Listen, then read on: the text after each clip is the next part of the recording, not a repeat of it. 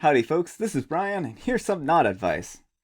Today we're going to be looking at Today I Messed Up subreddit, and I think these are a couple of stories. They're older stories, but they're extremely funny. I enjoyed them at least, so hopefully you will too. So let's get started. The first story I'm going to read is Today I Messed Up by Throwing My Steak Out a Window. And this is by Defense Straight Me Now. Last night, my wife's boss from her brand new job invited us over for dinner. On the drive over, my wife reiterated many times to me just how important it was to make a good impression. I scoffed and arrogantly informed my silly wife that I always make a good impression.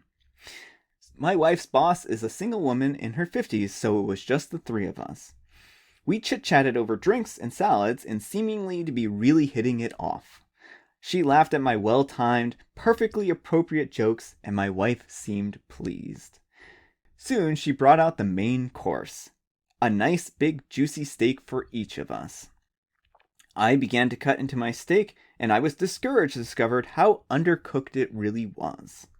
Now, I've had my fair share of rare steaks. I prefer medium, but I can handle rare. This was several minutes on a hot grill short of rare. I probably could have resuscitated a cow if I had tried. Instead, I sat there fidgeting with my knife and fork, worrying about how I was going to get away with not eating this steak.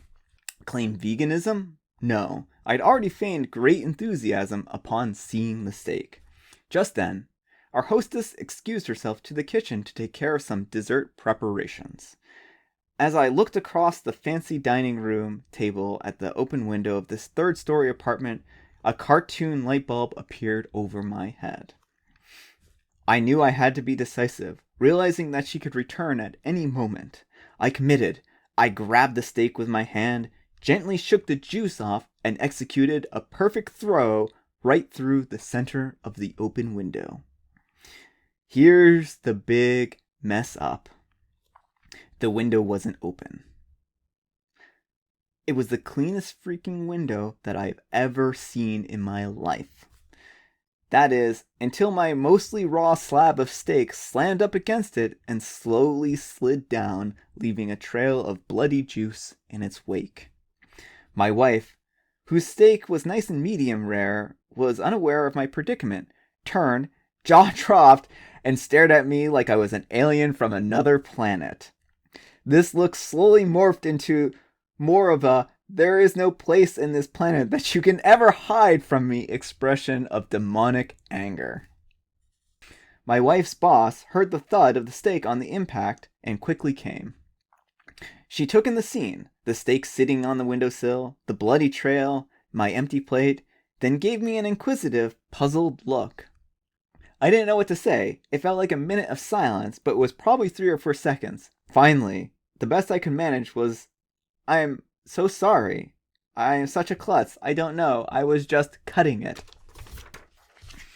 And it slipped. Just ask my wife. I'm really a klutz, right, honey? No help coming from that direction. "I will clean this up. I can't believe this. I'm so sorry," etc., etc.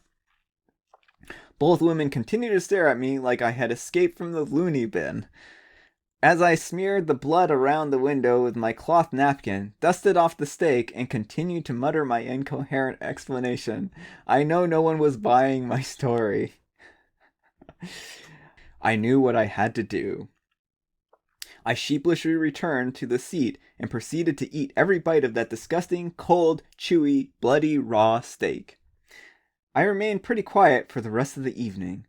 My wife's only 2 words to me since that incident are, "I'm fine." Too long didn't read. I tried to sneakily throw my undercooked raw steak through an open window, only to find that it wasn't open. Edit. Thanks, Redditors. Update. Today I got the first post "I'm fine" communication from my wife via text, who is at work. Good news. Boss's name and I just had a good laugh over how much of a freaking idiot you are. I hope that you will never live this down. I love you, you moron. I'm going to read a couple of comments here. The first comment I'm going to read is from Easy Genius. What you do here is cut both your wife's and your steak in half, and each swap half before the boss returns. Then you eat both the well-prepared half and describe how delicious it is, but that you're full by the time you get to the rare half. Come on, OP. And then Mr. Green Tambourine Man says, this would be an excellent Windex commercial. And I agree. That would be an excellent Windex commercial. Alright, let's move on to our next story. And this one is, today I messed up by drinking an entire bottle of Louisiana Hot Sauce at a job interview in a failed attempt to be impressive. And this is from Drank Hot Sauce Regret.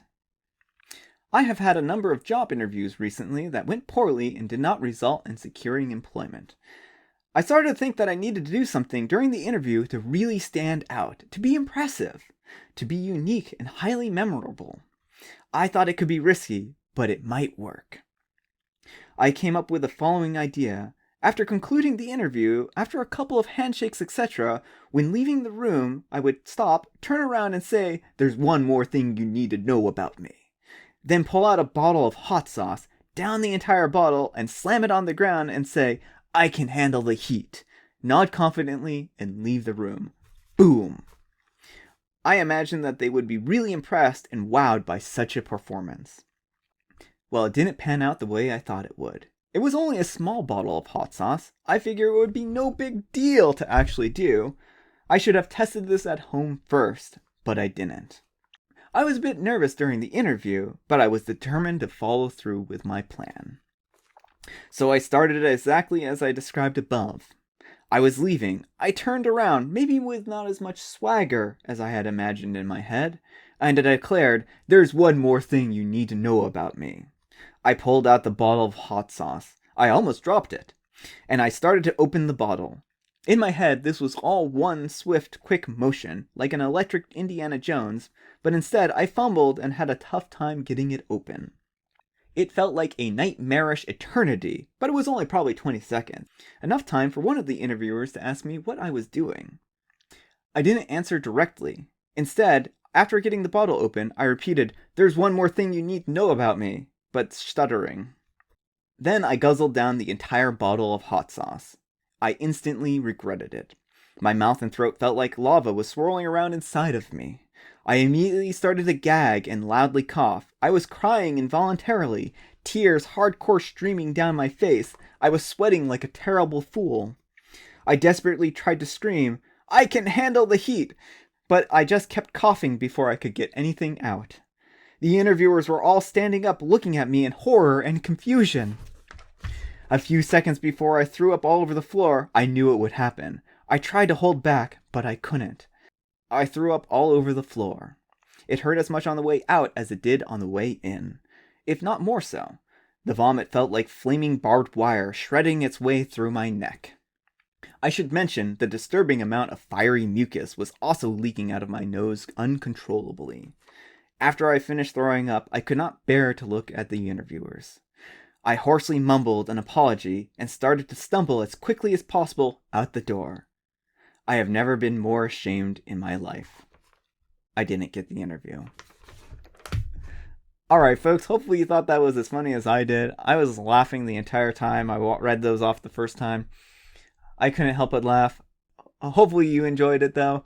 If you did, consider giving me a thumbs up. If you didn't, consider giving me a thumbs down. Hopefully you have a good week, and I'll see you all next week. Take care. Bye.